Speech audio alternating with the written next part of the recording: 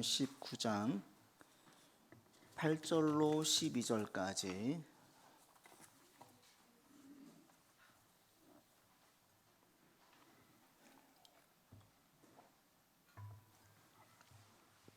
교독하겠습니다.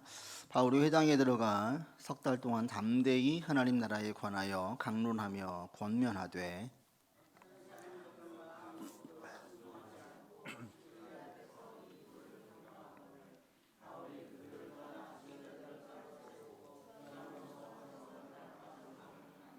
두 해 동안 이같이 하니 아시아에 사는 자는 유대인이나 헬라인이나 다 주의 말씀을 듣더라. 같이 합니다. 심지어 사람들이 바울의 몸에서 손수건이나 앞치마를 가져다가 병든 사람에게 얹으면 그 병이 떠나고 악귀도 나가더라. 아멘. 우리가 어떤 일을 시작할 때 그 일을 시작하는 이유와 목적이 분명하면 분명할수록 그 일들이 꾸준하게 또 일관성 있게 그리고 결실을 볼 수가 있죠. 이유와 목적이 분명하지 않으면 중도에 포기하는 경우가 많죠. 지난번에 어떤 연예인이 헬스장을 가서 죽기 살기로 운동을 하고 그리고 살을 빼고 나와서 인터뷰하는 걸 본 적이 있는데 의사가 그랬다라는 거죠. 당신 지금 초고도 비만인데 이렇게 하면은 정말 한 달도 못 산다, 1년도 못 간다. 이 얘기를 듣고 이분이 충격을 받아가지고 헬스장을 가서 운동을 시작했다라는 거예요. 근데 이게 여러분 비만으로 가는 사람들은 특징이 있잖아요. 그 중에 한 가지가 밤에 야식이잖아요. 밀가루 잘 먹잖아요. 밀가루를 많이 먹잖아요. 이걸 다 끊고 밤에 야식을 안 먹고 이걸 이겨내기가 매우 힘들었지만 죽는다는 데 어떻게 해요? 그래서 그 시기를 이겨낸 거예요. 우리가 보통 연초 되면은 우리 운동 좀 하자 하고 헬스를 끊는 분들이 꽤 있어요. 근데 많은 분들이 실패하죠. 왜 그래요? 이유와 목적이 분명하지 않으니까 그렇죠. 이유와 목적이 분명하면 절박함이 생기거든요. 이거 반드시 해야만 돼. 그 절박함이 이끌고 나가는데 이유와 목적이 분명하지 않고 한번 해볼까라는 마음으로 하면 이러저런 일이 생기면 중간에 그만두는 거예요. 그래서 어떤 일을 시작을 할 때 그 이유와 목적이 대단히 중요합니다. 근데 이것은 신앙생활에도 그 뒤로 적용되어져요. 어떤 분들이 신앙생활을 꾸준하게 잘하느냐? 예수를 믿는 이유와 목적이 분명한 사람. 어떤 사람은 예배를 잘 드리느냐? 이유와 목적이 분명한 사람. 코로나 시대 직후에 젊은 가정들이 교회를 떠나가는 경우가 많이 생겼어요. 모든 한국 교회 가운데 여러 가지 이유가 있겠지만 제가 볼 때 여기 이 부분에서 분명하게 설명이 되어져요. 왜 떠나갔을까? 그분들은 이유와 목적이 분명하지 않은 가운데에 그냥 교회에 왔었어요. 습관적으로. 지금 우리 교회에도 애들만 나오는 경우들이 있거든요. 근데 그 부모들을 보니까 코로나 전에는 교회를 다녔었대요. 예배를 드렸었대요. 지금 예배를 안 드려요. 근데 애들은 보내요. 본인들은 안 가면서. 그분들의 신앙은 내가 평가할 수 없지만 분명한 한 가지는 예배를 드려야 되는 이유와 목적이 분명하지 않으니까 그래요. 그냥 그 목적이 꼭 좋지 않아도 목적만 이유만 분명하게 있으면 안 빠집니다. 예를 들면 어느 분이 간증을 들었어요. 어떤 분이 간증을 하는데 자기가 10년 동안 주일을 한 번도 안 빠지고 매주 예배 드릴 때마다 자기 자녀 위해 축복하며 기도했던 자녀가 잘 풀렸대요. 이런 간증을 들었어요. 그 다음부터 이분도 작정을 한 거예요. 나는 돈도 없고 가진 것도 없고 배운 것도 없으니까 내가 우리 자녀가 잘 되길 바라는데 그래 예배는 빠지지 말자. 예배 안 빠지면 자녀 축복한다는데 이 간증을 듣고 이분이 10년간 예배를 작정을 했어요. 빠지겠습니까? 안 빠지겠습니까? 안 빠지죠. 이분은 비가 오나 눈이 오나 몸이 아프나 왜 이분에게는 예배 드리는 게 그 자녀의 축복이라고 생각을 하니까 안 빠지는 거예요. 옳든 옳지 않든 이유와 목적이 분명하면 신앙생활할 때 꾸준함과 지속성이 있습니다. 일반적으로 교회에서 예배 드리는 사람들이 큰 이유, 목적이 두 가지가 있어요. 보통은 첫 번째는 뭐냐면 자기가 원하는 것을 이루는데 도움이 되기 때문에 그래서 교회에 오는 분들이 있어요. 이건 타종교를 가진 분들 다 대부분 이 마음이잖아요. 신의 도움을 좀 얻어서 자기가 원하는 것을 이루고 싶은 거예요. 그런데 교회를 나오는 분들 가운데에도 이런 분들이 많아요. 합격을 위해서, 승진을 위해서, 문제가 좀 풀리기를 위해서, 돈 좀 벌기 위해서 좀 도와주세요 하나님께 오는 분들이 있어요. 또 한 부류는 어떤 분들이냐면 천국에 대한 생각 때문에, 죽음이란 단어가 자기 삶에 훅 들어올 때에 이분들이 놀라서 교회 오는 경우들이 있어요.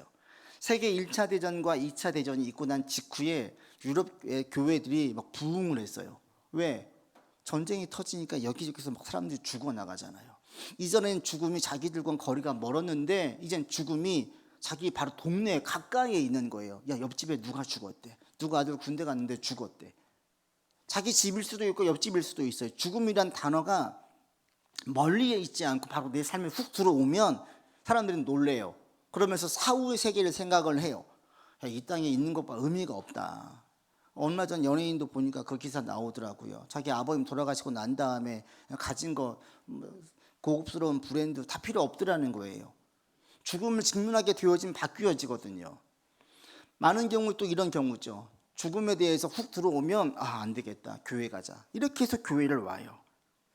그런데 원하는 것을 이루는데 도움을 받기 위해서든 죽음 이후에 천국에 대한 생각 때문이든 이 두 가지를 가지고 이게 이유와 목적에 대해서 교회를 오게 되어지면 반드시 실망하고 그 꾸준함이 식을 때가 옵니다. 이게 잘못되었기 때문에. 자, 헬스장을 갈 때 가장 큰 목적이 뭐예요? 거기서 내가 누군가를 만나봐야지, 세상 말로 좀 꼬셔봐야 되겠다, 이런 마음 가지고 헬스장에 가는 친구들은 누구 하나 만나면 더 이상 운동하지 않죠. 이런저런 이유가 있으면 빠지지요. 그 사람에게는 본래의 헬스장의 목적과 위반되게 가는 거예요. 그러니까 헬스장에 안 가는 거예요. 교회에 대해서도 하나님께서 우리 가운데 분명한 이유와 목적을 말씀하셨는데 여기에서 위배되어지면 어긋날 때는 안 나오는 거예요. 내가 원하는 것을 이루려고 하는데 도움받으려고 교회에 왔어요. 하나님께서 늘 도와주십니까? 아니요.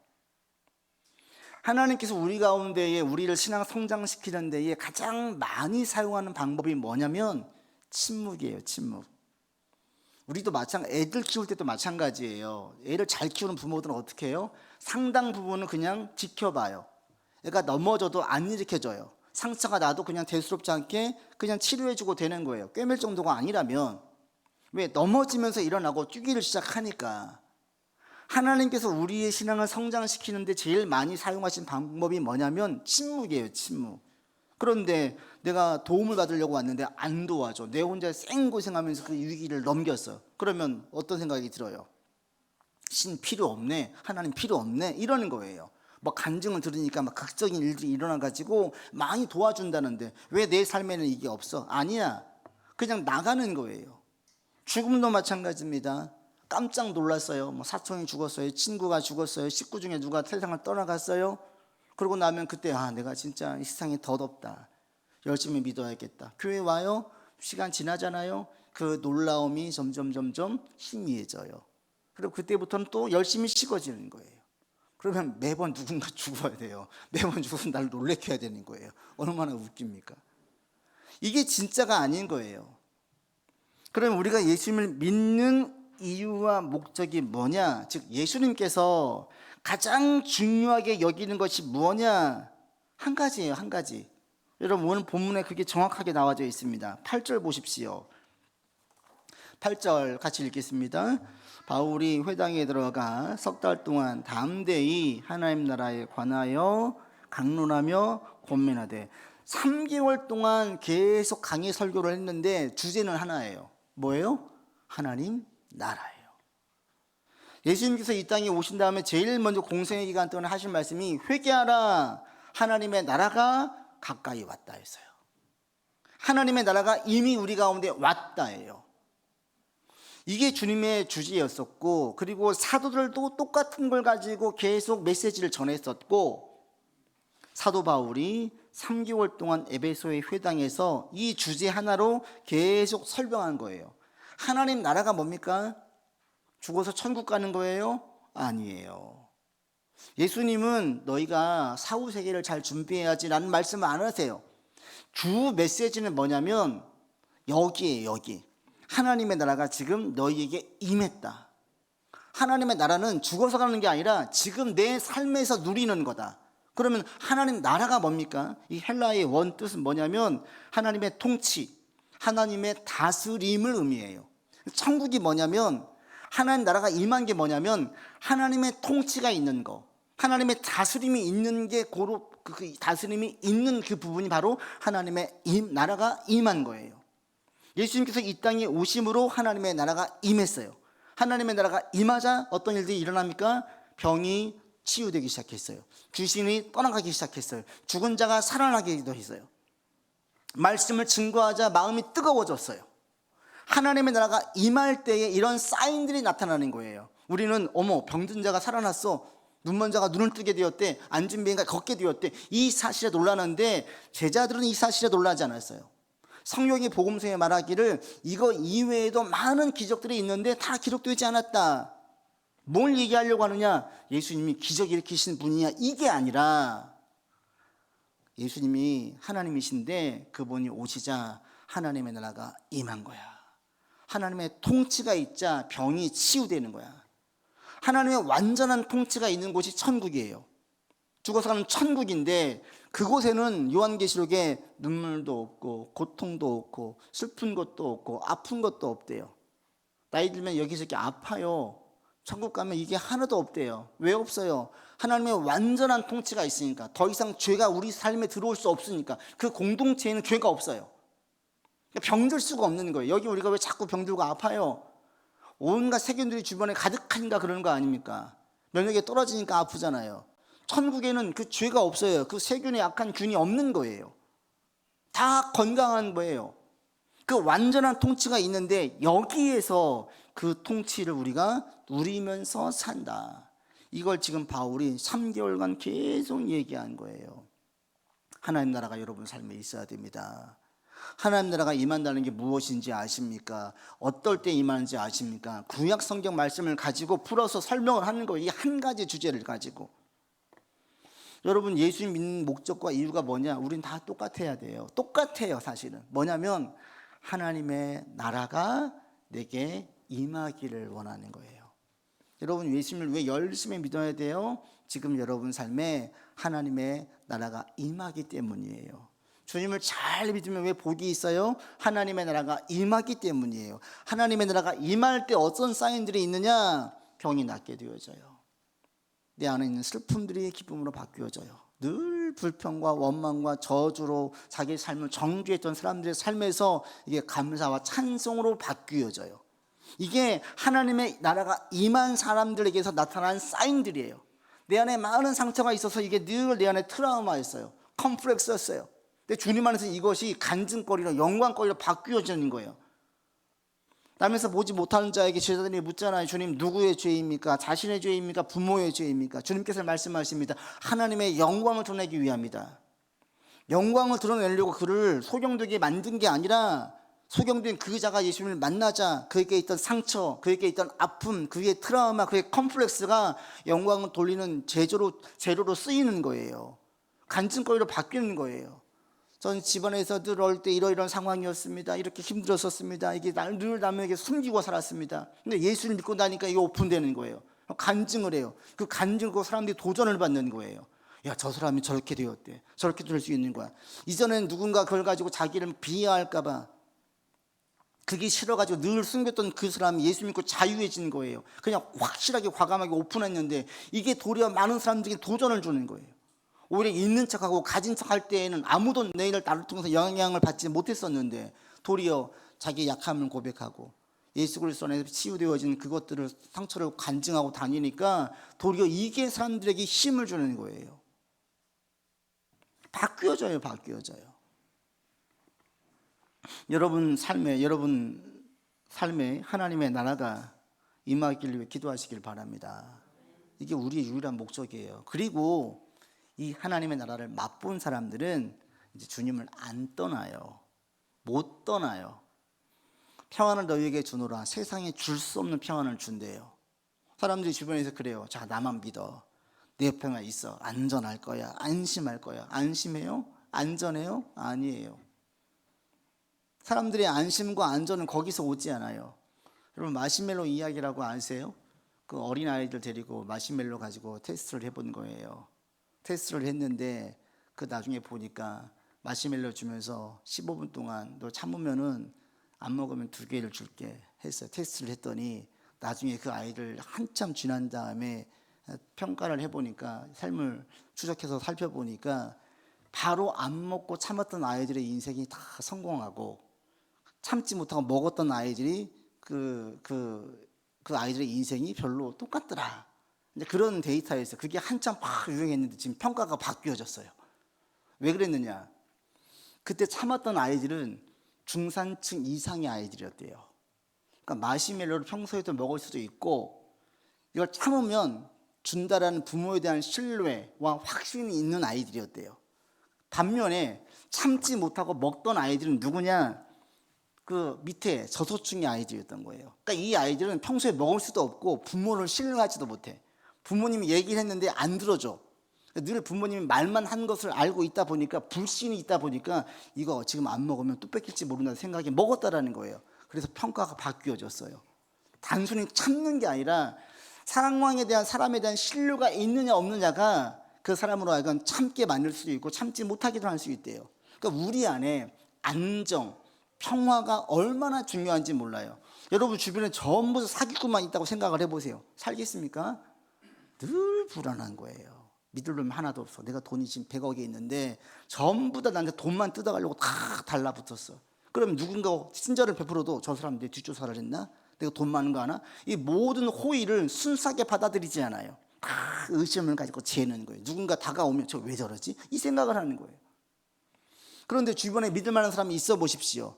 내 마음이 천국이에요. 사람 한두 사람만 가지고도 이렇게 신뢰를 가지고 영향을 주는데 주께서 말씀하실 때에 세상에 줄 수 없는 평안을 준다. 왜? 인간들은 변덕이 있어요. 인간들의 능력은 제한되어져 있어요. 그러나 우리 예수님은 변덕이 없어요. 신실하신 분이에요. 능력이 제한이 없어요. 그래서 예수님을 완전히 신뢰하고 나아가면 참된 평안을 맛보아요. 그래서 세상이 줄 수 없대요. 예수님을 내 구주로 온전히 믿고 진짜 완전히 맡겨봤더니 진짜 평안이 왔어요. 저도 그런 경험이 있습니다. 제가 예전에 신대원 때 임지를 결정하지 못하고 갈등할 때에 기도하면서 계속 걱정하면서 기도하는 거예요. 제가 기도를 하는데 신대원에 그 기도실이 있는데 기도를 하는데 걱정하면서 기도하는 거예요. 그렇게 계속 매일 기도하다가 깨달은 게 잠깐만 내가 왜 걱정하면서 기도하지? 맡기고 평안 가운데 기도하자. 정말 맡기고 평안 가운데 기도하면서 처음으로 기도하면서 그때 평안이 이거구나를 경험을 했어요. 우리는 어떤 문제가 있으면 주님께 맡기는 게 뭔지를 잘 몰라요. 어떤 경우 기도는 하는데 계속 걱정하면서 기도해요. 걱정하면서. 이게 평안입니까? 아니에요. 수고하고 무거운 짐진 자들아 다 내게로 오라. 내가 너희를 쉬게 하리라. 이 쉼은 언제 와요? 짐을 맡길 때 와요. 내가 계속 지고 있으면서 주님 도와주세요 해보세요. 힘들죠? 이걸 넘겨야지 힘들지 않잖아요. 넘기라는 게 아무것도 하지 말라는 게 아니죠. 주님께 맡길 때에 주께서 우리 안에서 참된 평안과 쉼을 주면 내가 경험하게 되어져요. 그때 그 경험하고 나니까 이것은 세상이 줄 수 없는 거예요. 그렇다고 이게 일이 잘 안 됩니까? 아니에요. 그 훈련을 통해서 정말 맡김을 제가 경험하게 됐어요. 그러면 주님을 떠날 수가 없어요. 제가 목회를 하면 할수록 정말 예수님 믿는 게 얼마나 복인지 몰라요. 얼마나 감사한지 몰라요. 이게 왜 그러냐? 내 삶에 하나님의 나라가 임했기 때문에 그래요. 이게 평안이구나. 돈이 많은들 뭐하고 좋은 옷을 입은들 뭐하고 좋은 집에 산들 뭐하냐. 늘 싸우고 있으면 이게 왼수인데 이게 천국이 아니잖아요. 이걸 경험하고 나니까 그 다음부터는 주님 안에 있는 게 감사한 거예요. 믿는 거, 목회를 하는 거, 신앙 상담을 하면 할수록 더더욱이 감사한 거예요. 왜 그러냐? 하나님의 나라가 내게 임하는 것을 내가 경험했기 때문에 그래요. 여러분도 마찬가지예요. 하나님의 나라가 내게 임하는 걸 경험한 분들은 마음에 평안이 있어요. 그 기쁨이 있어요. 그리고 주님을 떠날래야 떠날 수가 없어요. 왜? 세상이 줄 수 없는 걸 내가 받았기 때문에. 그리고 여러분 가운데에 하나님의 나라가 임하기를 바랍니다. 늘 불안과 염려와 근심과 두려움이 가득한 삶이 예수님을 믿고 나면 거짓말처럼 이 불안과 염려와 근심과 두려움들이 사라져요. 늘 근심 걱정으로 불면증이 내게 시달렸는데 어느 순간 내가 잠을 잘 자고 있어요. 주님께 기도하면서 자꾸 넘기는 훈련을 했어요. 넘기고 또 맡기고, 진짜 맡깁니다. 말로만 맡기지 않고 진짜 내 마음으로 확 맡겨버리는 거예요. 이걸 우리에게 그대로 보여준 영적인 교사들이 누구예요? 우리 애기들이에요. 애들은 걱정하지 않아요. 엄마가 할게 그러면 진짜 맡기고 자요.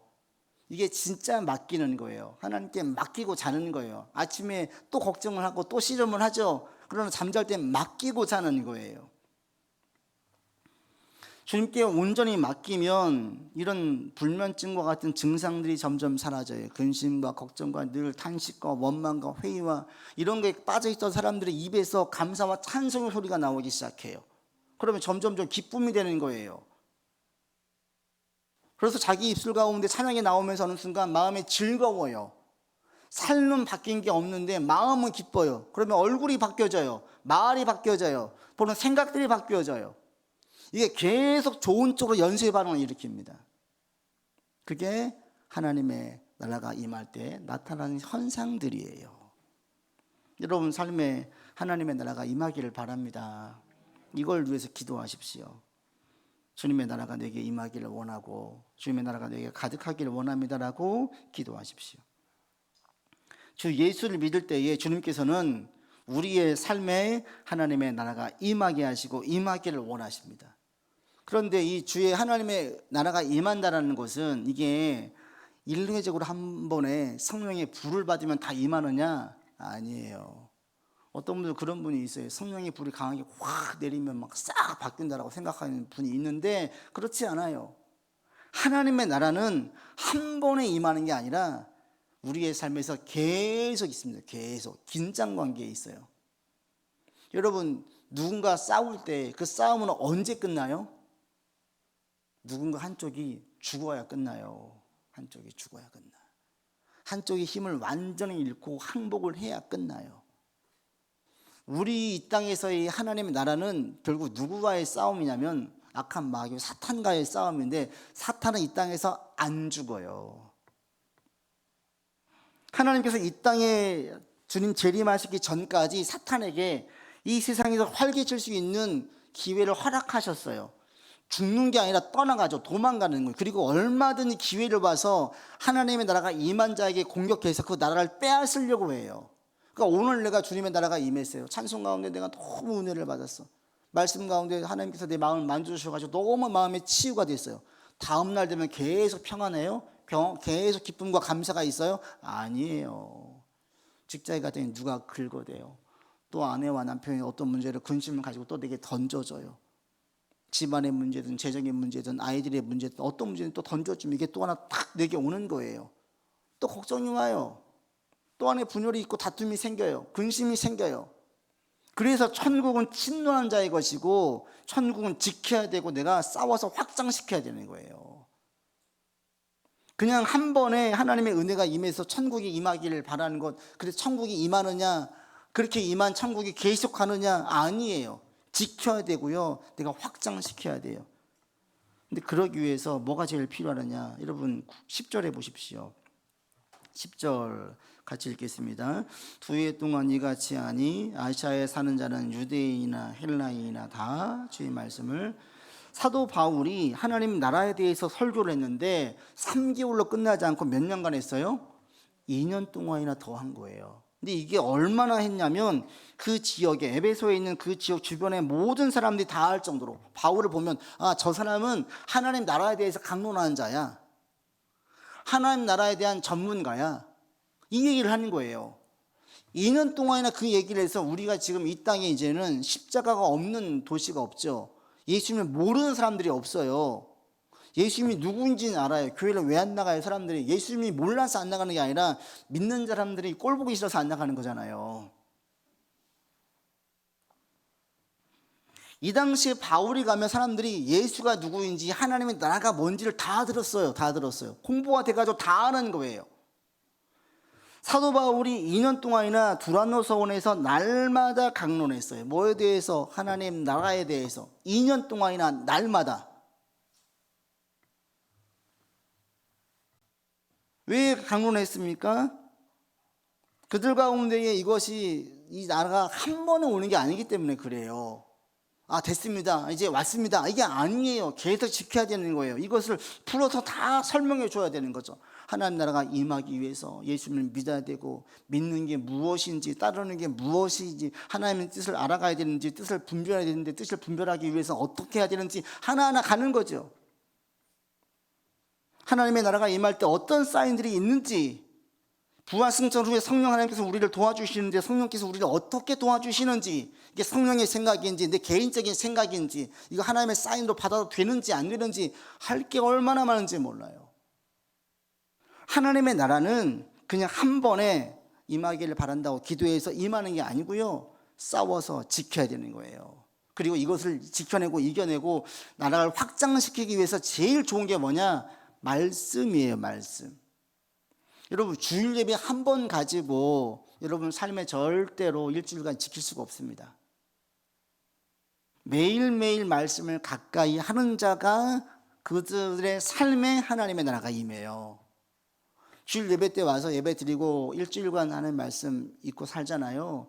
그의 삶에 하나님 나라가 임하기가 어려워요. 그러니까 주일 예배를 드리고 말씀을 받았어요. 이 말씀을 계속 간직하고 이 말씀 가지고 일주일 동안 씨름하면 계속 그 유지할 수 있어요. 그러나 우리 삶이 그래요? 예배 드리고 나가면서 잊지 않아요? 예배 드리고 나가면서 오늘 말씀이 뭐였더라 생각을 해요. 이런 경우가 있어요. 매일매일 말씀을 가지고 곱씹고 묵상하고 내 삶에 자꾸 말씀을 노출시켜야 내 삶에 하나님의 나라가 임하는 걸 경험하게 되고, 이게 지켜지는 거고, 이게 확장되어져 가는 거예요. 제가 우리 성도들과 많이 상담하면서 느끼는 게, 하나님 나라가 임하는 게 여러분 삶에서 표면적인 걸 가지고 이야기하는데, 제가 볼 때 정말 그 힘든 부분이 어떤 부분이냐면 생각의 변화와 관점의 변화예요. 이 행실은 생각과 관점보다는 바뀌기가 수월해요. 오히려 눈에 보이니까. 근데 이 생각과 관점은 잘 안 바뀌어요. 이게 좀 그냥 좀 대형교회, 중형교회이시면서 그냥 성도들 상대할 때는 몰랐어요. 근데 지금 한 명 한 명씩 가까이 만나고 상담을 하다 보니까 우리 안에 생각과 관점들이 변화시키는 게 얼마나 어려운지 몰라요. 근데 이게 왜 어렵냐면 행동은 눈에 보이거든요. 근데 생각과 관점은 잘 안 보여요. 말하면 그 의미를 몰라. 내가 늘 짠 음식을 짜게 먹었었어요. 난 짜게 먹었는데 난 짠지 모르죠. 계속 먹으면. 근데 어느 날 같이 먹던 누군가가 내가 음식을 맛있다고 먹고 있으니까 먹더니 깜짝 놀라는 거예요. 왜 이렇게 음식을 짜게 먹냐? 그러면 자기가 나는 몰랐는데, 그때 알잖아요. 드러나요. 그런데 우리 안에 있는 생각들은 안 드러나요. 우리 안에 있는 관점들은 안 드러나요. 이게 안 바뀌어지면 하나님의 나라가 임하기가 어려운 거예요. 제가 정말 많이 봤어요. 여러분 생각을 해보세요. 제가 음식을 짜게 먹는 사람이 건강에 너무 안 좋으니까 하나님 제가 음식 짜게 먹지 않게 해주세요 이렇게 기도하는 게 옳아요? 그러면 음식을 짜지 않게 먹게 돼요? 아니에요. 내 의지로 음식을 좀 싱겁게 먹어야 돼요. 이제 한 3주, 4주 지나면 이제 그때부터는 싱겁지가 않아요. 내 입맛에 맞아요. 한 3주, 4주 지나야 돼요. 이거 기도로 되는 게 아니에요.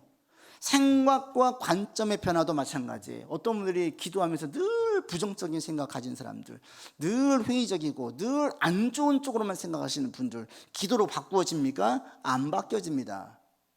말씀을 가지고 자기 삶 생각 속에 집어넣어야 돼요. 말씀이 충돌을 일으켜야 되는 거예요. 그러니까 주님께서 말씀하실 때 얘기하는 거죠. 할 수 있거든 이것은 무엇인지 좀 도와주세요. 자기 귀신들 아이를 가지고 제자들이 못 고치니까 이렇게 얘기를 할 때 주께서 말씀하십니다. 할 수 있거든이 무슨 말이냐? 믿는 자에게 능치 못할 일이 없다. 관점의 변화예요. 관점의 변화. 생각을 바꾸는 거예요. 그러자 그때 죄에서 회개하는 거죠. 생각의 변화는 그냥 기도로 되는 게 아니라요, 말씀으로 내 삶의 잘못된 부분에 충돌이 일어나야 되는 거예요. 그러면서 제일 첫 번째가 뭐냐면 자기 객관화예요. 객관화. 아, 내가 지금 말씀을 이렇게 불신하고 있구나. 매사에 내 삶에서 부정적으로, 회의적으로, 안 좋은 쪽으로만 내가 얘기하고 있구나. 이런 자기를 객관화시켜 보고 그런 자기를 수용해야 변화가 일어나요. 그런데 이것은 몰라요. 왜? 늘 짠 음식을 먹으면서 짠지 몰랐던 것처럼 자기 안에 있는 내재되어져 있는 잘못된 고정관념이 계속 되어지고 있기 때문에 그냥 그렇게 살아왔기 때문에 그게 그냥 자연스럽게 사고가 일어나요. 자연스러운 거예요. 그러다 보니까 잘못된지를 몰라요. 근데 말씀을 통해서 이게 잘못된 걸 깨달을 때에 그걸 받아들여야 되는데 이게 아프거든요. 힘들어요, 그때가. 근데 거기서 시작돼요. 제가 상담을 하고 공부를 하면서 이런 경우를 많이 봤어요. 제일 첫 번째 일어나는 현상은 발작이에요. 방어 본능과 상대를 공격을 해요. 제가 언제 그랬어요? 목사님도 그러잖아요. 이 바뀌어지는 거예요. 인정을 안 하려고 해요. 그래서 어떤 분들에게 하나님 나라가 임하느냐, 말씀으로 씨름하는 사람들, 그냥 이게 아니라 우리가 큐티라고 하죠. 말씀으로 씨름하고 삶에 적용시켜보고 자기 사고와 관점 가운데 자꾸 연결시켜보고 어떤 문제가 있을 때 내가 지금 신앙의 관점으로 보느냐, 세상의 관점으로 보느냐, 사탄의 관점으로 보느냐, 자기를 객관화시켜 보고 이런 훈련이 되어질 때에 하나님의 나라가 임하는 거예요. 여러분, 그래서 할 수 있으면 매일 말씀 보세요. 지식을 쌓으려고 하지 마시고 말씀을 자기 삶에 자꾸 적용시키려고 하세요. 설교를 들을 때도 마찬가지예요. 오늘 내게 주신 말씀이 뭔가, 내 삶에 적용할 말씀이 뭔가, 저 목사님을 통해서 태어나신 말씀이 하나님께서 지금 내게 무엇을 가르치려고 하시는가, 이 관점으로 받아들이면서 여러분 삶에 자꾸 연결시켜야 우리의 삶에 하나님의 나라가 임하는 것을 경험하게 되어져요. 여러분 가운데 이런 나라가 임하기를 바랍니다. 그러면 늘 소심하던 사람들이 담대해져요. 늘 회의적인 사람들 삶에 유머가 있어요. 늘 한숨과 걱정과 눈물로만 기도하는 사람들이 찬송으로 기도가 끝나요. 바뀌어지는 거 이렇게. 이게 하나님의 나라가 임한 사인이에요. 우리는 뭔가 큰 기적을 바라는데 여러분 삶의 가장 큰 기적은 뭐냐면 생각의 변화, 관점의 변화, 삶의 변화예요. 이게 가장 큰 기적입니다. 엄청 어렵습니다. 그리고 이 하나님의 나라가 임할 때 어떤 역사가 있느냐, 여러분 11절 12절 같이 보겠습니다. 같이 읽겠습니다. 하나님이 바울의 손으로 놀라운 능력을 행하게 하시니 심지어 사람들이 바울의 몸에서 손수건이나 앞치마를 가져다가 병든 사람에게 얹으면 그 병이 떠나고 악귀도 나가. 이런 일이 없어요. 바울에게서 어떤 일이 있었어요? 그냥 손수건을 갖다가 얹었더니 병이 나는 거야. 귀신이 떠나가는 거야. 얼마나 대단해요. 그런데 이후에도 이런 일이 바울에게 있었느냐? 없었어요. 그러니까 바울에게 이런 놀라운 능력이 있느냐에 주목하시면 안 돼요. 여러분 11절 보십시오. 이 치유의 주도를 누가 했습니까? 바울이 했습니까? 누가 했어요? 하나님이 주도하시는 거예요. 하나님이. 바울이 치유의 은사를 달라고 기도했습니까? 이들이 모여가지고 치유의 능력을 달라고 기도했습니까? 하나도 없어요. 그런 게. 그런데 어떤 일이 있었습니까? 10절에 보시면 거기에 있는 모든 사람들이 다 주의 말씀을 듣는 일이 있었어요. 거기 있는 모든 사람들이 하나님 나라에 대해서 알게 되어지고 말씀을 듣자 거기에 치유의 역사가 일어났어요. 제가 해석이 됐어요. 70년대, 80년대, 90년대에는 교회에서 치유의 역사, 신유의 집회들을 할 때 신유의 역사들이 많이 있었습니다. 지금 여러분 들어본 적 있어요? 별로 없어요. 그때는 많았는데 왜 지금 없을까? 지금 다 병원 가니까 없어요? 그럴 수도 있죠. 병원도 많이 가요. 그때는 왜 많았는데 지금은 없어요? 가장 큰 차이가 지금 여기에 있다고 봐요. 70년대, 80년대, 90년대에는요 말씀에 대한 사모함과 갈급함이 가득한 성도들이 엄청 많았어요. 주일 예배로 성이 안 차니까 새벽 예배 드리고, 새벽 예배로 성이 안 차니까 수요예배를 만들고, 수요예배로 성이 안 차니까 금요 철야를 만들고, 철야도 그냥 한두 시간 하는 게 아니라 곧방 날새 가면서 새벽 3시, 4시까지 하고 새벽 예배 드리고 끝났어요.